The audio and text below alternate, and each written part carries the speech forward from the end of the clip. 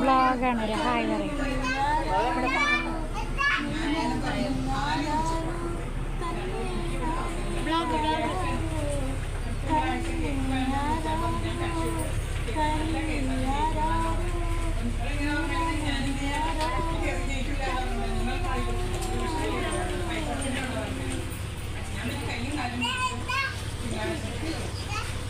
എടുത്തിട്ടുണ്ട്.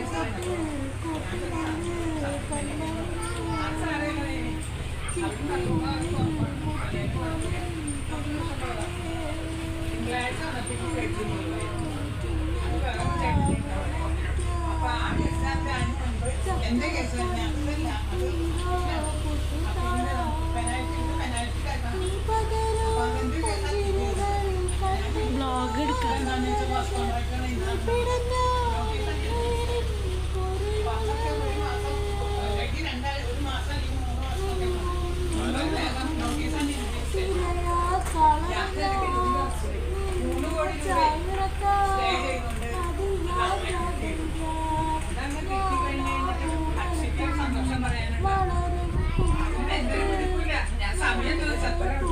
പക്ഷെ അവസാനം കേസ് ചെയ്തോട്ടെ അന്ന് തൊട്ട് ഇവരെ ഏത് സ്റ്റേജിൽ അവർക്ക് എന്ത് അവരെന്തോ ചെയ്യുവാനും കടന്നു പോയത് വേറെ ഒരു ബ്ലോഗ്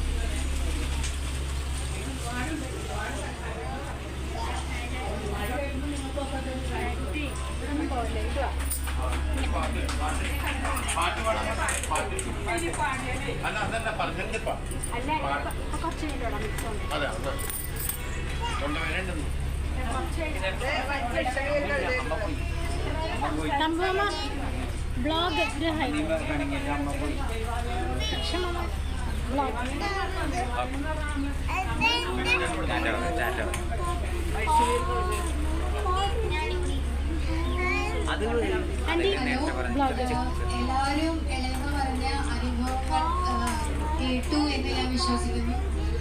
അപ്പം എല്ലാവർക്കും ആ രീതിയിൽ പ്രവർത്തിക്കാനും ഒരു പ്രചോദനമാവട്ടെ. സ്വന്തം അനുഭവങ്ങളാണ് പങ്കുവച്ചത്. അതുപോലെ ഇനി ആർക്കെങ്കിലും ചികിത്സകരായിട്ടുള്ള ഡോക്ടർമാരുണ്ട്. അപ്പൊ അതുപോലെ അവർക്കും അത്ഭുതങ്ങൾ സംഭവിച്ചിട്ടുണ്ടെങ്കിൽ അതും നമ്മളുടെ ഇടയിൽ ഷെയർ ചെയ്യാം. അതെല്ലാവർക്കും ഒരു പുതിയ അറിവായിരിക്കും.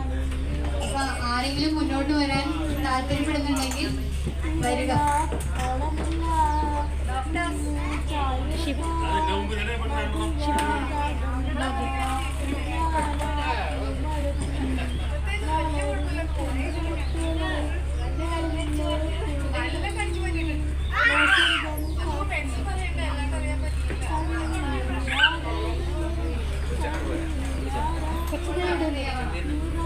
അവിടെ അവിടെ അവിടെ അവിടെ ശിവയുടെ അടുത്തുണ്ട്.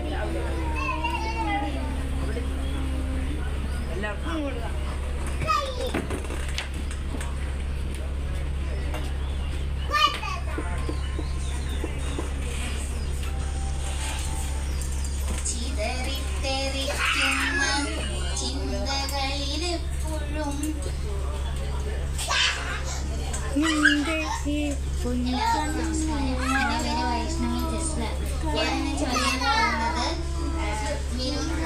എഴുതിയ കാട്ടുപൂ എന്ന കവിതയാണ്. ചിന്തകളിൽ എപ്പോഴും നിന്റെ ഈ പുഞ്ചിരി മാത്രം മഴവില്ലു പോലെ നീ മനസ്സിൽ തെളിയുമ്പോൾ ഉണരും എന്നിലേ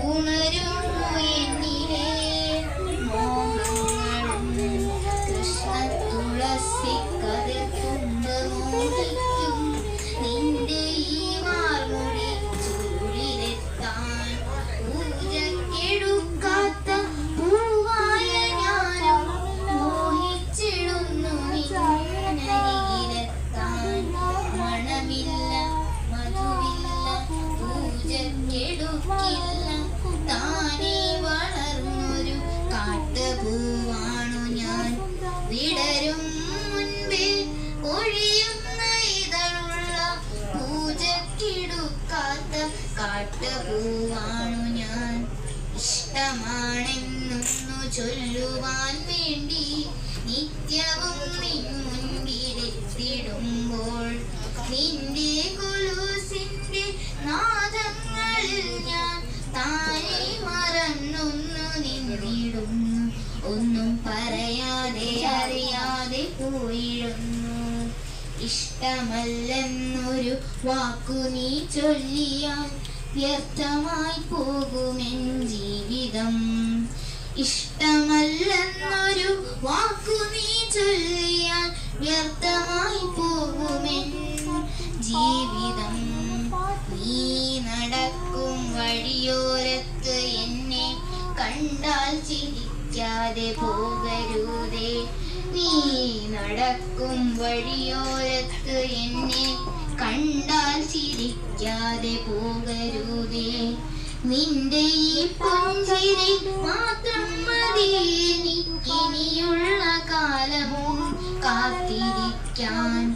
നിന്റെ ഈ പുഞ്ചിരി മാത്രം മതി എനിക്കിനിയുള്ള കാലം കാത്തിരിക്കാൻ. ഇനിയുള്ള കാലം കാത്തിരിക്കാൻ.